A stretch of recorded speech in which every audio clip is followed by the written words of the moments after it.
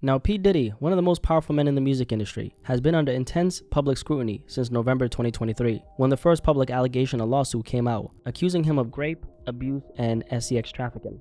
What started as one explosive allegation quickly spiraled into a storm of lawsuits and a full-blown criminal investigation. By late 2024, Diddy was arrested and indicted on serious sex trafficking charges. And now Diddy is finally on trial, about to face the consequences of everything that's come to light. The following video is a journalistic breakdown of an ongoing legal case. All information presented is based on public available testimony and verified news reports. This video does not aim to sensationalize or exploit any individual or event. It's been created strictly for educational, documentary, and reporting purposes under fair use. The question is, what's actually been happening in court, because there's a lot to talk about. And if you haven't been paying attention, there's some things we gotta go over. So in this video, I'm breaking it all down for you. Now, the Diddy trial officially began on May 5th, just over a week ago. But before any witnesses were called, the courtroom was focused on something else, choosing the jury. 12 jurors, along with 6 alternates, had to be selected through a careful vetting process. Because of how high profile this case is, each juror is staying anonymous, and they were grilled on whether they could stay truly impartial, despite all the headlines.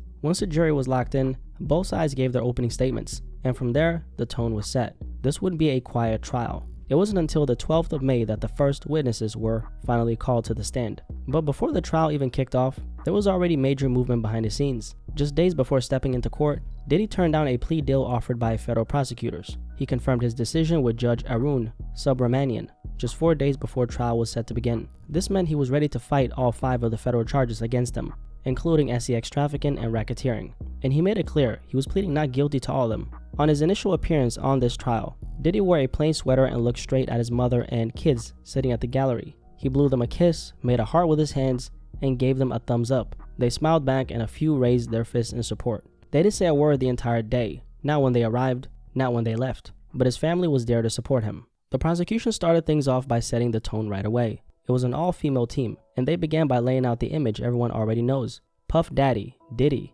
a cultural icon, a billionaire businessman, a mogul. But then they hit the jury with this. There was another side to Diddy, a darker side the public never saw. And that's what they said this trial is really about. Diddy was a man who ran a criminal enterprise, they said, along with an inner circle of bodyguards and employees who helped him cover up alleged crimes including kidnapping, arson, drugs, sex crimes, bribery, and obstruction.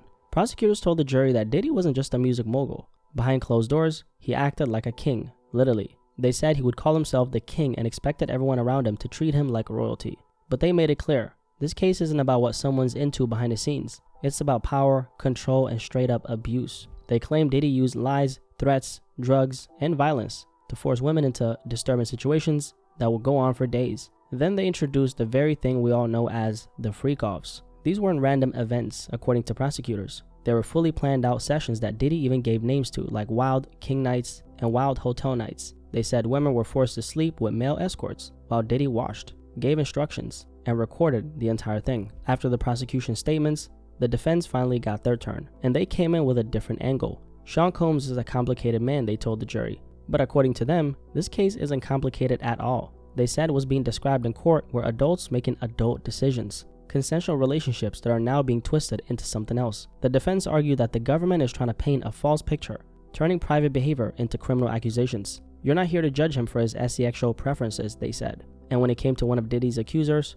the defense stated and claimed she was in a relationship with Diddy and wasn't being trafficked at all. The defense didn't shy away from Diddy's flaws. They told the jury straight up, yeah, Sean Combs has a bad temper. Yeah, he can be out of control, but in their words, he's not on trial for being mean or a jerk. They pushed back on the government's claims that this case isn't about his private sex life, saying, let's be real, it absolutely is. They argued that just because something sounds wild or messy doesn't make it criminal. They also admitted that Diddy is a drug user. They even joked about the famous baby oil revelation by saying, you may have heard about his love of baby oil, but made sure to remind the jury that's not a federal crime. According to them, the women involved were willing participants, adults who made their own choices day after day, year after year. So at this point in the trial, both the prosecution and the defense have laid everything out. They've set the tone for what they're fighting for and what they're fighting against. On one side, the prosecution is painting a dark picture of Diddy as a manipulative, controlling figure who used his power to abuse women behind closed doors. They're calling him calculated, dangerous, and someone who believed he was untouchable. And on the other side, the defense is saying that this is all being blown out of proportion. They admit Diddy isn't perfect. He's got a temper, he uses drugs, and his personal life is far from clean. But they argue that none of that makes him guilty of sex trafficking. In their eyes, this is about adults making their own choices, not about criminal behavior. But at the end of the day, this is a criminal trial, and once the opening statements wrapped up, it was time for the evidence to speak up. The first witness called to the stand in this trial was Israel Flores, who was a former security guard at a Los Angeles hotel, now an LAPD officer and longtime U.S. Army reservist. He was working the night of a disturbing 2016 incident where surveillance footage shows Diddy violently attacking his then girlfriend, Cassie Ventura. Flores told the jury that he responded to a call about a woman in distress. When he arrived on the 6th floor, he found Diddy wearing only a towel and socks, and Cassie covered in a hoodie. He said Cassie looked scared and kept asking for her phone and her bag. But according to Israel Flores, Diddy told her, "You're not gonna leave." As the situation escalated, Flores said Cassie eventually left the hotel, but not before Diddy allegedly tried to cover it all up. He claimed Diddy threw a stack of money at him and said, "Don't tell anyone." When one of the prosecutors, Christy Slavic, asked what that meant, Flores didn't hesitate. It was a bribe, he said. He also testified that he noticed Cassie had a visibly swollen purple eye, and that Diddy had a devilish stare. He said there was another man in the room and recalled Diddy grabbing a phone from another security guard. However, on cross-examination, Diddy's defense team went straight to work trying to poke holes in his story. They pointed out that several details like Cassie's purple eye was never included in his original incident report. At one point, they directly asked where in the report it mentioned her injury, and then Flores admitted it doesn't. He also confirmed under questioning that when he first arrived, Diddy wasn't just being physically aggressive. He didn't appear drunk or high and was actually acting cordial. The second witness to take the stand wasn't a security guard. He wasn't a bystander. He was inside the room, again and again. Daniel Phillip, a 41-year-old male escort, stood before the jury and began to pull back the curtain on a world most people couldn't imagine. It started back in 2012. Phillip thought he was headed to a bachelorette party. He threw on an NYPD t-shirt as a costume and showed up at the luxury Gramercy Park Hotel in New York.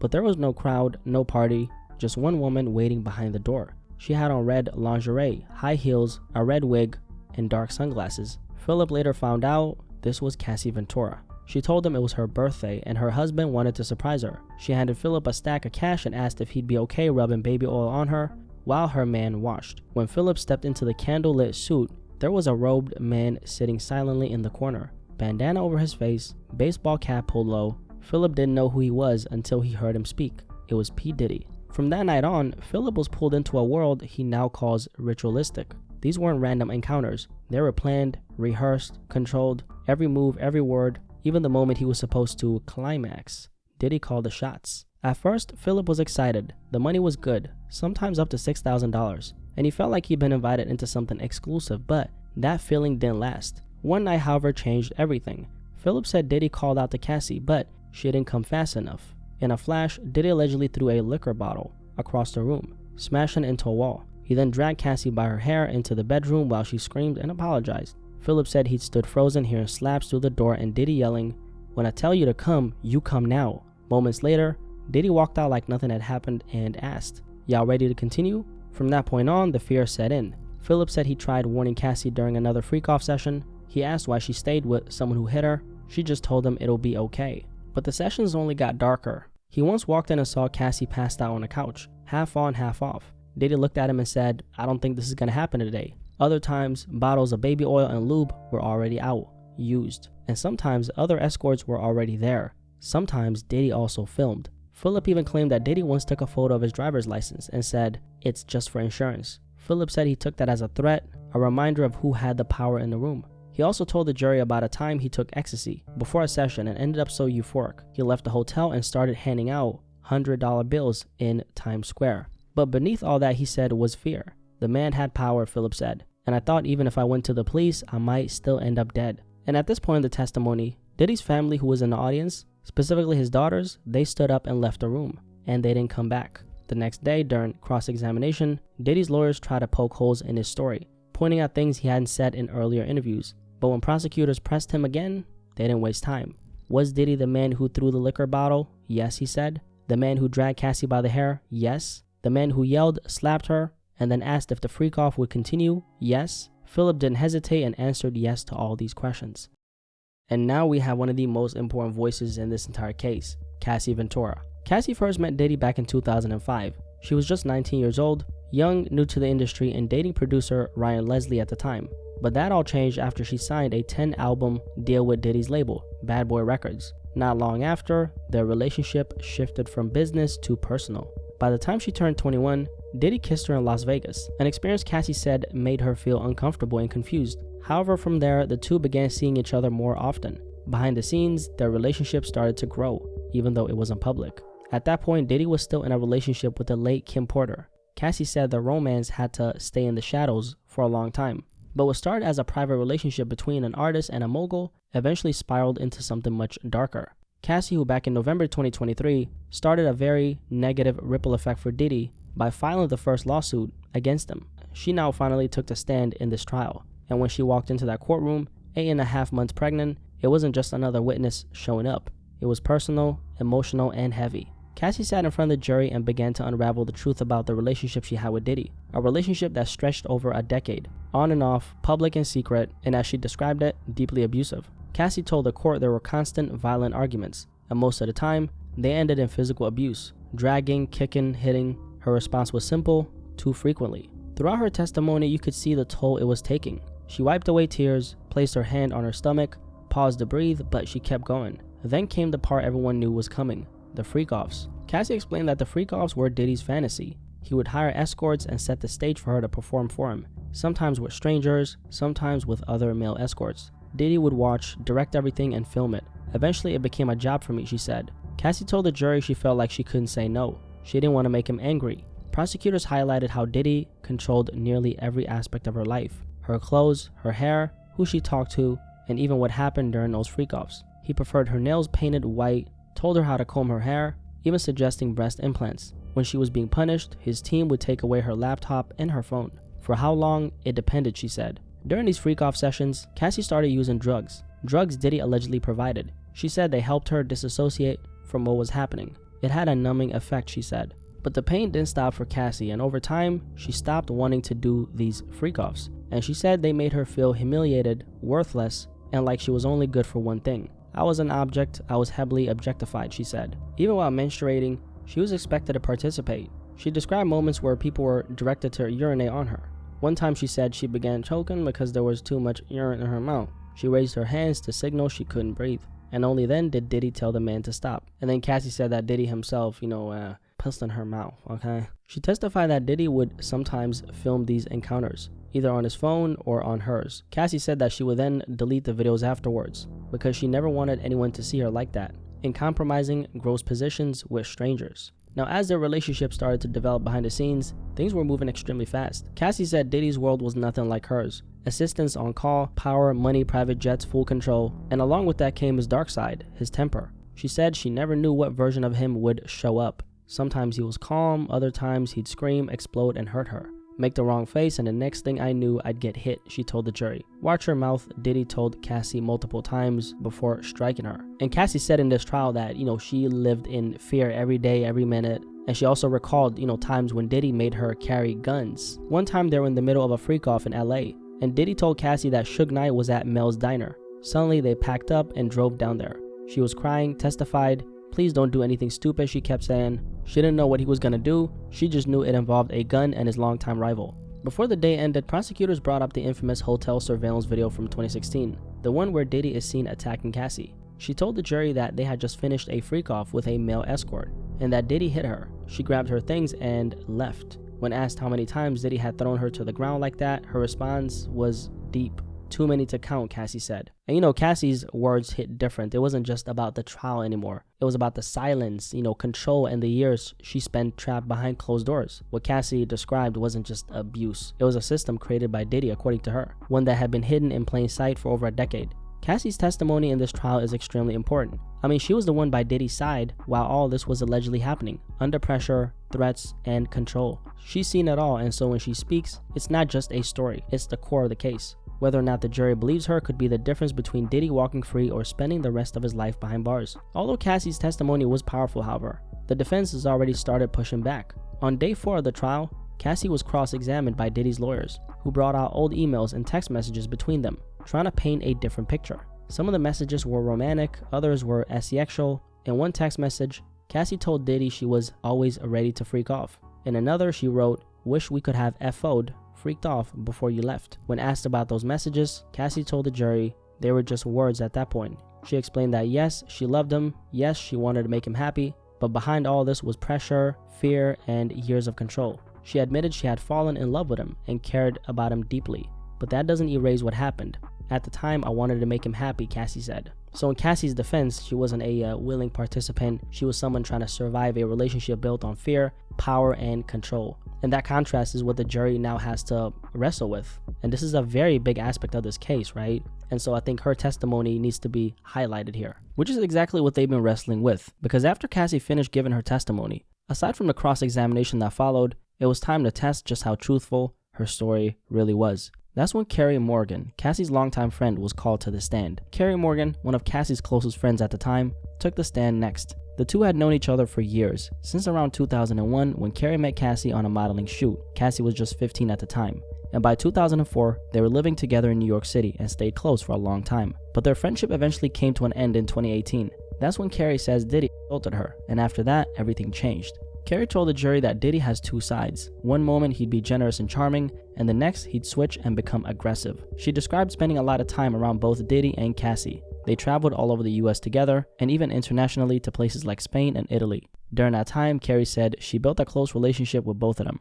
But she also revealed something darker. Carrie testified that they would often take drugs, and according to her, those drugs were provided by Diddy himself. Then came Dawn Richard, former Danity Kane member and someone who lived inside Diddy's world. She didn't hold back. She said Diddy would punch, slap, and even drag Cassie, and he once hit her with a skillet. One of the worst moments was at a dinner with stars like Usher and Neo watching. Diddy allegedly punched Cassie in the stomach mid-argument. In the car afterwards, she said he grabbed her by the neck and slapped her for speaking up. Dawn said she often saw Cassie with bruises, covered up with makeup and long sleeves. Diddy's control ran deep. He once told Cassie, "I own you." Her career only moved when he said so, and Dawn tried to help Cassie. She told Cassie that she should leave, and Cassie often looked scared. When Diddy found out, he shut it down by telling Dawn, "You're here to work, stop or you'll pay for it." Dawn ended up staying silent after that for her own safety. She also said Diddy kept weed, coke, and ketamine in a Louis Vuitton bag delivered by a dealer named One Stop. Always armed, always ready. The defense tried to catch Dawn slipping, and they brought up an old meeting where she supposedly said no one paid the dealer, but she stood firm on the fact that Diddy's assistant handed him the cash. After laying all that out, Dawn was asked in the trial why she waited so long to speak up. She told the jury, "I saw Cassie finally take the stand and tell the truth. That moment gave her the push she needed." She also said that she didn't come forward earlier because both Diddy and former Bad Boy Records president Harvey Pierre told her not to. And whenever her career gained traction after leaving the label in 2011, Diddy would often call her directly or have his people blow up her phone until she picked up. So just like most of the witnesses, she was scared. I mean, if Diddy is the man who they say that he is, then he obviously wouldn't take someone coming out accusing him of being this type of person lightly. The reason why her testimony hits different is because she was extremely close to the situation. She knew Diddy and Cassie on a personal and professional level. Her testimony also ties the entire case the government is trying to build against Diddy together. Now, the next witness to take the stand was David James, Diddy's former assistant. This was the first time someone from Diddy's own inner circle came forward to testify in the trial, and that of course matters, because prosecutors are arguing that Diddy didn't operate alone. He ran this full-on criminal enterprise, using his team to help carry out these so-called freak-offs, which is of course the biggest aspect of this criminal investigation. His former assistant told the court he was around Diddy every single day he worked. He traveled with him across the country and around the world, but even as close as he was, he said there were clear boundaries. Diddy's security would often tell him to stay in his lane, especially if he started asking questions. One moment that stood out during his testimony was when he recalled a conversation he had with Cassie. She looked at him and said, "Man, this lifestyle is crazy." He agreed and told her she should leave, but according to him, Cassie responded, I can't get out." James said she told him Diddy had full control over her music, career, her apartment, even the money Cassie was living on at the time. And that kind of control obviously says a lot, and it backs up, what Cassie and others have already claimed in court. David James, Diddy's former assistant, said one of his jobs was setting up hotel rooms before Diddy arrived. If they're in New York, it was always the Trump International. That was his go-to spot. And he told a few stories about Diddy. One of them was when Diddy spotted Suge Knight while picking up his food. When his security got back, Diddy was apparently outside arguing with Cassie, and she was crying. Then he turned towards his former assistant James and told him to circle back, with 3 guns in his lap. That was the first time James feared for his life, and he quit the job soon after. He also stated that Diddy's paranoia ran deep. When a Cartier bracelet went missing, his team raided James and Cassie's belongings. No warning. The worst aspect of this was that Diddy made him take a lie detector test twice, run by some guy claiming to be ex-FBI. And he said that he was extremely intimidated by this in court. James also said that Diddy kept a medicine bag filled with Percocets and more. Sometimes the pills were unlabeled. A dealer called One Stop delivered directly, and security paid him off. James even admitted to, picking up some of these drugs himself, once in LA, another time in St. Tropez. And James' job was turn hotel rooms into playgrounds for the freak-offs. Everything from outfits, skincare, drinks, condoms, and lube. Diddy was never alone, and Cassie was usually there, sometimes other women as well. One night, Diddy barged in and accused James of writing a blog post about him hitting Cassie. James denied it. 2 days later, he dropped off food to Cassie at a hotel. She didn't come to the door. One of Diddy's people did, and she stayed at that hotel for a week. Now, this James guy is not, some guy in the background. He was inside the machine, contributed to things that were going on, and that's why his testimony is not only important, but it's kind of disturbing, right? He saw how things worked, how orders were given, and how people around Diddy moved. And that matters because this whole trial isn't just one person doing bad things.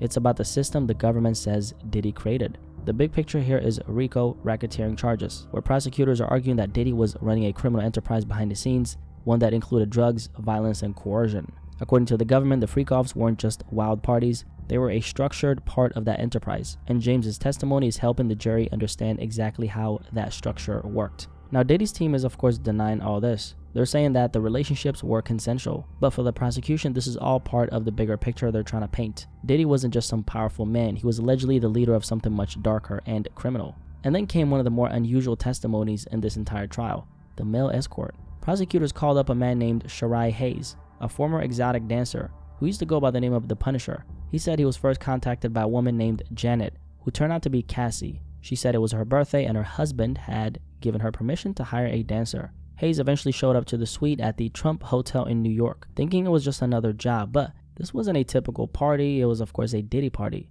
When he eventually arrived, Cassie told him no dancing, just set the mood, and then handed him $800 and told him to oil up. Diddy sat in a corner quietly, directing from the shadows, and when it was over, another $1,200 in cash. Hayes had no idea at the time who Diddy even was until he saw a hotel welcome message flash on the TV. From there, he said the sessions happened about 8 to 12 times total, all with Cassie leading the interaction and Diddy watching silently in the background. Now moving on to day number 8 in this trial, and this is where things get really interesting, and this is when things start heating up because Kid Cudi entered the chat. So some of y'all might remember that wild rumor, the one where Diddy allegedly blew up Cudi's car. Well, it turns out that it wasn't just some internet myth. According to Cassie's own testimony, Diddy lost his mind when he found out that she had a brief period where she was dating Kid Cudi. And now in this trial, Kid Cudi finally confirmed the whole thing on a stand. It's official. But before Kid Cudi stepped up, the jury had 2 more crucial witnesses. The first one, Dawn Hughes, a clinical and forensic psychologist. And this isn't her first high-profile trial.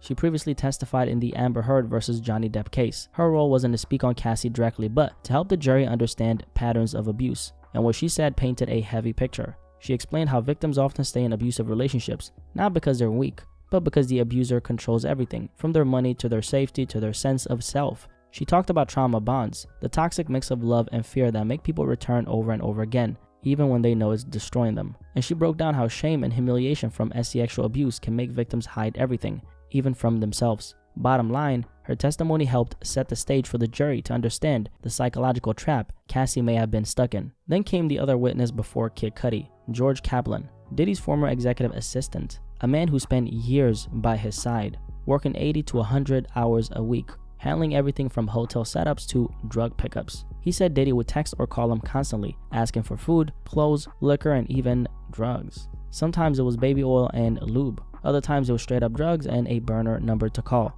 Kaplan told the court he was there to protect Diddy's image. That meant flying out early to set up hotel rooms under fake names, laying out liquor, candles, and condoms, and cleaning up the scene after. One time he said he wiped a mysterious brown powder off a counter. He didn't ask any questions, just cleaned. He also described the pressure. Diddy would threaten to fire him monthly. And the vibe was always tense, always like Diddy was in control. But the biggest takeaway was clear. Kaplan's job wasn't just assistance, it was damage control.